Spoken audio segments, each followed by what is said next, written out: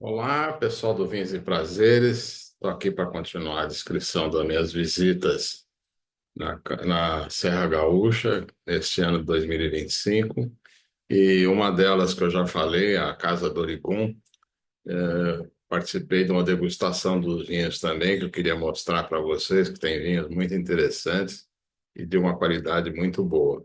É uma vinícola boutique pequena, então tem condição de tratar seus vinhos com todo o cuidado e também as suas uvas, que só com uva boa que você consegue fazer um bom vinho.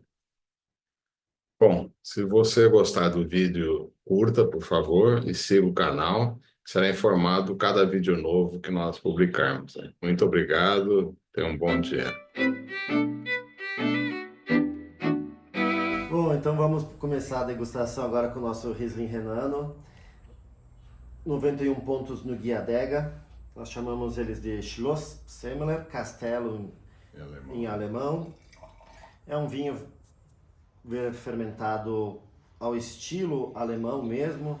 Ele tem uma acidez super alta, super interessante, bem vibrante. Um vinho bem É isso que mineral. eu senti falta no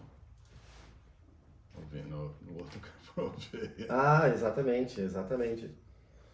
Que é um vinho, esse aqui é um clone novo, né? Então, basicamente, é a mesma uva que produzem na Alemanha, nós estamos produzindo aqui no Brasil com a uva desse produtor. Ele trouxe as mudas, importou as mudas direto da Alemanha. É um vinho totalmente diferente do que nós estamos acostumados a degustar, porque geralmente o pessoal prova Chardonnay, Sauvignon Blanc. Sim. Riesling Renano são poucos os produtores que estão começando agora, né? Tem bastante gente que já está começando a olhar com outros olhos para essa variedade. Minha variedade branca preferida, e por isso que eu fui atrás do produtor e graças a Deus consegui encontrar alguém que tem uma uva de Tivesse a qualidade uva. para que a gente pudesse fazer um vinho ao estilo Alemão. alemão, exatamente. Eu gosto muito da Riesling, eu acho maravilhosa, né? Uma particularidade desse vinho, geralmente não se faz fermentação malolática em vinho branco. Nós fizemos a fermentação malolática justamente porque os vinhos alemães eles têm um residual de 8 gramas de açúcar geralmente para contrabalancear com a acidez. Como a acidez é muito alta, nós fizemos a fermentação malolática que transforma o ácido málico, que é aquele da maçã verde, que quando a gente come dá aquela travada, no ácido lático, que é o ácido do iogurte, da manteiga, um ácido mais harmônico, que então a fermentação malolática ela dá um volume em boca para o vinho e diminui um pouco a acidez total do vinho. Por isso que fica um vinho super equilibrado, por mais que ele tenha uma acidez um pouco mais elevada, a gente também sente o volume em boca. É um vinho super interessante. Para fazer a malolática, coloca de novo Aqui na Serra Gaúcha, geralmente nós conseguimos fazer ela, nós não precisamos adicionar a bactéria, o Enococcus, para. É uma bactéria, na verdade, que faz a fermentação malolática, né? Então, o que nós fizemos? Fermentação malolática, a fermentação alcoólica, deixa no tanque, ela vai iniciar, na Serra Gaúcha, ela inicia naturalmente. Alguns lugares mais frios, por exemplo, São Joaquim, ali em Santa Catarina, a Vacaria, eles têm um pouco de dificuldade porque eles colhem a uva em abril e já começa a esfriar. E se esfria demais, a fermentação malolática ela não começa. Então, nós aqui não temos esse problema, nós basicamente conseguimos fazer muito fácil. Naturalmente, a gente já faz a fermentação malolática. E quanto tempo fica? A malolática ela dura em torno de 30 a 40 dias para terminar. Mais demorada do que a fermentação Mais demorada alcoólica. que a fermentação alcoólica. Alcoólica de 7 a 10 dias, dependendo da variedade do estilo de produto. Eu gosto de tomar ele bem gelado. Deixo na geladeira, geralmente fica a 4 graus, mais ou menos.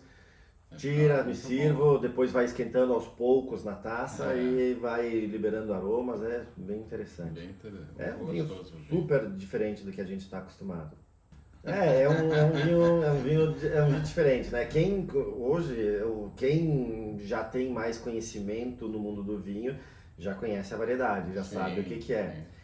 Tem muita gente que ainda não sabe o que é a Riesling Renano. Então, por isso, basicamente, Para mim é uma uva excepcional. é a minha uva branca Eu preferida. também. Eu não sou tão fã de outras variedades É. e nós até já produzimos outras variedades, mas eu ainda fico com ela. Então, agora nós vamos para a Cabernet Franc. Cabernet Franc é uma das variedades que nós temos o melhor potencial de produção aqui na Serra Gaúcha. Nós temos uma qualidade linear em quase todas as safras e eu acho que ela é a máxima expressão da nossa região, máxima expressão da nossa terra. É uma variedade que ela não é tão tintureira, ela não tem uma coloração tão intensa, ela tem uma casca mais fina, mas ela tem uma elegância super interessante. E a Cabernet Franc, junto com a Sauvignon Blanc, são os pais e a mãe da Cabernet Sauvignon, né? Ela pode ter em alguns momentos aromas que remetem a Cabernet Sauvignon, como mentolado, algo mais herbáceo. Mas é recente na Serra. É recente, não faz muito tempo, acredito que em torno de Isso é muito 5 a 10 aromático. anos. Ela passa 6 meses em barrica de carvalho francês. Os nossos vinhos, tanto nos brancos quanto nos tintos, nós fizemos a batonagem. Sim. Então, após a fermentação malolática, alcoólica malolática, a gente faz a separação, né? Faz uma trasfega, tira de um tanque para o outro. Grande parte da sujeira, da parte mais das borras, elas fica no fundo do tanque. Isso é eliminado, mas ainda assim fica um pouco de turbidez, que são as leveduras mortas. E elas automaticamente elas vão descendo para o fundo do tanque, nós vamos remexendo o fundo do tanque para que elas entrem em contato com o líquido e cada levedura é como se fosse uma proteína e ela vai se integrando ao vinho, formando cadeias maiores de proteínas, que são chamadas de manoproteína, que aumenta o sabor, aumenta o aroma, dá volume em boca. Sim. E nós fizemos isso em todos os nossos vinhos. Nós, como artesanalmente, a gente faz isso justamente para elevar a qualidade do nosso produto. Bem gostoso. É um vinho super agradável, leve, harmônico, Quantos elegante. graus que ele tem? Tem 13% de álcool Ah, e é um vinho super gastronômico. sim. E o Cabernet Franc é tão bom que basicamente harmoniza com quase todas as comidas.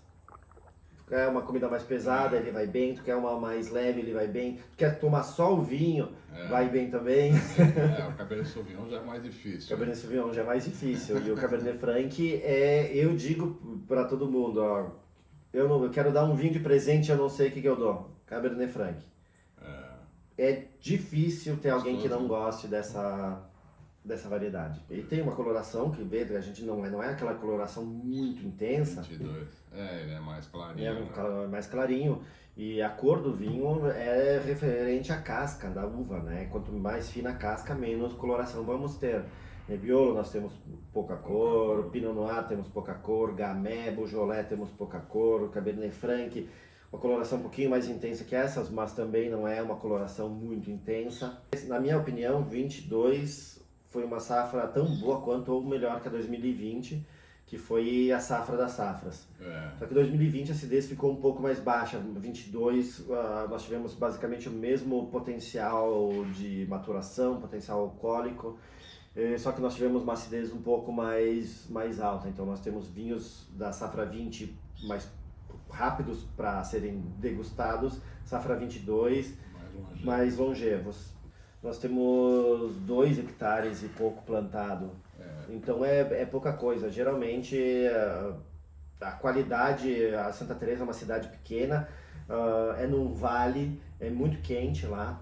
A uva vem até um pouco antes de outros lugares, de tão quente que é. E nós temos pouca chuva, então nós não temos geada lá. Então nós basicamente temos uma qualidade meio que parelha dentro dos nossos vinhos, né? Nós temos em torno de 3 fileiras de 100 metros, 80 metros de cada variedade. Sim. Então é bem super parelho assim É pequena a produção. Isso, é muito pequena a produção, até porque nós somos pequenos também. Mas são tuas as... Sim, as uvas são em parceria com um agricultor em Santa Teresa, que eu sou responsável pelos vinhos dele, e aproveitar que ele está lá, nós plantamos conjunto e ele cuida das uvas, eu cuido dos vinhos dele, e então me facilita a vida também. Claro. Porque se eu tivesse que também cuidar das uvas, aí eu não teria tempo de vender, receber turista, nem nada. É verdade. Mas tu não compra de outros produtores? Compro do pessoal de Nova Petrópolis hoje. A Riesling, né? Isso, eu tenho alguns outros produtores, por exemplo, esse produtor aqui do Gamay, é aqui de Farroupilha. Então, É novidade. É novidade. É novidade. Tem pouco Gamay. Então agora nós vamos degustar o vinho que eu fiz em homenagem ao meu avô. Escolhi a Syrah porque em 2020 a primeira produção que eu fiz aqui foi de Syrah. Então, nossa primeira safra comercial, foram 500 garrafas desse vinho. Então, como eu expliquei, Rolando é o nome do meu avô, fizemos uma caricatura dele. E a Syrah é um vinho mais encorpado, um vinho mais potente. Nós deixamos ele por 12 meses em barrica de carvalho americano. Então, quanto mais potente o vinho, o carvalho americano, ele aceita melhor o carvalho americano.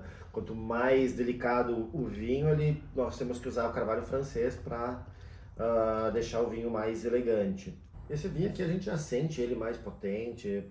Ele é um vinho, esse vinho aqui basicamente acredito que é talvez o vinho mais didático que nós temos. A gente sente a pimenta negra, sente a ameixa, a barrica também é super presente, os aromas de tostado.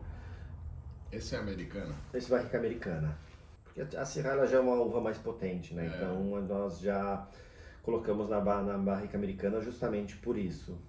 E esse é um vinho que quando eu engarrafei ele demorou bastante tempo para abrir. Hoje nós já abrimos a garrafa, serve na taça, ele já está basicamente pronto para ser degustado. Mas ele demorou um ano depois de engarrafado para abrir, tinha que abrir, decantar. E hoje nós estamos trabalhando nossos vinhos. A gente sempre pensou em trabalhar os vinhos para longevidade, para longa guarda. Mas a gente sabe que no mercado, cada vez menos o pessoal quer abrir, decantar e ficar 2 horas bebendo a mesma garrafa. Se tu tá num restaurante, pior ainda. Tu quer, abre o vinho, bebe, come e vai embora. Tchau. Então o vinho tem que estar pronto. A gente está trabalhando o vinho para manter o potencial de guarda, mas para que ele fique pronto o mais rápido possível. Então agora nós vamos para um Super Toscano. Ele é 54% Cabernet Sauvignon, 26% Rebo, 12% Sangiovese e 8% Marcelin. O Rebo é o cruzamento da Merlot com a Teroldego, uma uva italiana. E os italianos, com aquela briga com os franceses, dizem que a Merlot melhorada. Porque a Teroldego é uma uva potente e a Merlot é uma uva elegante, então ela tem a elegância da Merlot com a potência da Teroldego. O Marcelin não entrou no primeiro corte. Aqui nós entramos com ele justamente porque 2022 e 2023 foi uma safra muito, mas muito seca, muito quente, e a Marcelin tem uma baga muito fininha e quase que chegou uva passa aqui para nós. Então não tinha líquido para fermentar, moí a uva, não tinha líquido. Então eu puxei um pouco de Sangiovese para fermentar junto com a Marcelin e o resultado ficou tão incrível, trouxe aqueles aromas de fruta madura, de ameixa, e eu decidi botar no corte justamente por causa disso. A gente baixou um pouco a quantidade de Cabernet Sauvignon, aumentamos um pouco de Rebo e adicionamos o Marcelin justamente para dar esse toque de uva super madura. Então basicamente aqui é a torre da cidade de Santa Teresa. Então Aia significa propriedade ou lugar onde é plantada a uva, lugar rural, e Santa vem de Santa Teresa, então um lugar ou a propriedade onde nós temos a plantação de uvas em Santa Teresa. E esse aqui foi o vinho que foi eleito o melhor vinho brasileiro em 2024 pelo Vinhos de Bicicleta. Nossa segunda safra a gente já teve uma repercussão super positiva com ela. Um vinho intenso, um vinho potente, um vinho que entrega volume em boca, entrega acidez. Também ficou 12 meses em barrica americana. A gente sente a fruta madura dele. A gente vê que a coloração dele já é uma coloração mais intensa. A Marcelã é usada lá também no Super Toscano? Não. É, Mas é uma das uvas que pode entrar no corte bordalês. E o Super Toscano, basicamente, os primeiros eram cortes bordaleses produzidos no... Nem usava Sangiovese. Exatamente, produzidos ali em Maremma, em Bolgheri. E um único vinho que nós provamos lá, desses antigos, dos primeiros Super Toscanos, que tem um pouco de Sangiovese, é o Solaia. Se eu não me engano, tem... claro, tudo depende da safra, mas ele tem Sangiovese. Sassicaia não tem, Ornellaia não tem, o Maceto é só Merlot. E é interessante, a gente quis, justamente botou um nome, como nós nos inspiramos nos Super Toscanos, né? Então, fizemos aqui basicamente corte bordalês, com Cabernet Sauvignon e Marcelin, que não, basicamente eles não usam em Bordeaux, embora seja autorizado. Nós trocamos o Merlot pelo Rebo, que é uma variedade que está se dando super bem aqui na nossa região e está dando uma qualidade muito grande. E adicionamos, e é uma uva italiana, né? Então, e adicionamos também o Sangiovese, que é justamente para fazer aquela mescla entre França e Itália. E um corte bem inusual, inédito, que não tem aqui no Brasil. Então, quando os italianos na década de 70 quiseram fazer algo super diferente na Itália, foram achincalhados, né? Foi tudo massacrado. Foi massacrado. Hoje são os melhores vinhos italianos. E aqui a gente quis fazer isso aqui, um corte totalmente diferente, fora da curva, que ninguém tem, e deu super certo. É um vinho excepcional, é um vinho que tu dificilmente vai encontrar com essa qualidade, com esse estilo de vinificação. Bom, então agora nós vamos para o nosso último vinho, que é o vinho laranja, aquilo que nós falamos anteriormente, aquele vinho que ou tu ama ou tu odeia. Na nossa degustação eu deixo ele por último, porque se tu não gostar, não vai atrapalhar os vinhos anteriores. Então, o mesmo nome, Schloss Semler, né, em homenagem à nossa família alemã, colocamos aqui no rótulo uvas brancas em contato com a casca, criam uma tonalidade laranja, porque às vezes eu participava de feiras e o pessoal chegava, é tu que tem vinho de laranja? Não, vinho de laranja não, nós temos vinho laranja, que basicamente é o vinho branco, a uva branca fermentada com a casca, como se fosse... Engaço não fica... Não, com engaço não. Tira o engaço. Então, a gente moe a uva e, em vez de prensar, nós deixamos junto. Esse vinho ficou 30 dias em contato com a casca. Também ganhamos 91 pontos no Guia Adega 2025.